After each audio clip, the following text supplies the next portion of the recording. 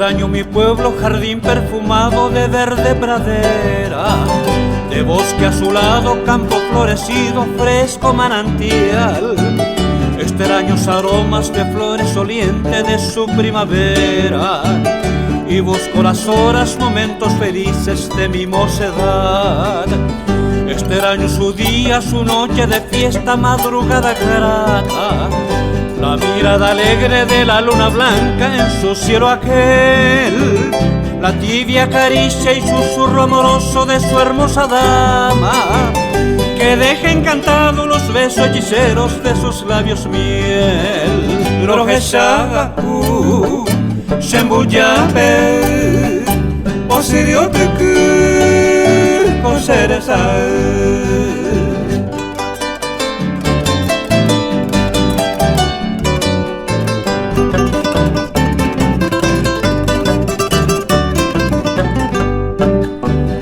Extraño los días tan inolvidables de mi dulce infancia, en hogar risueño y mi madre amada que ya se marchó.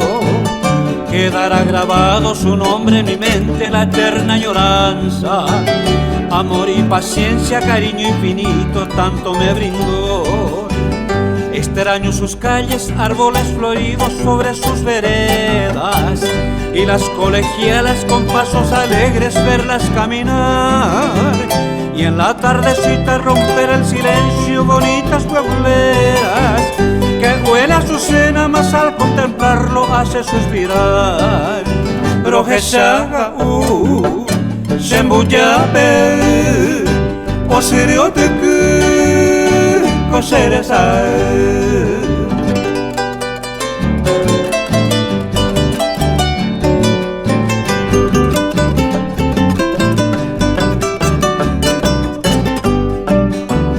Extraño esos gratos momentos vividos que vive en mi mente, que en sueño me envuelve, nostalgia invade mi alma y mi ser. Quisiera volver en mi valle hermoso, jardín floreciente, y lleno de gozo los días aquellos vuelva a florecer. Extraño mi pueblo, jardín perfumado de alegres flores, nido bendecido, rincón añorado, es todo un Edén.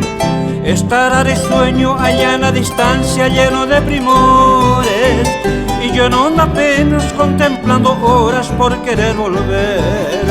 Rogesha Shembuyape Osirioteku Koseresa.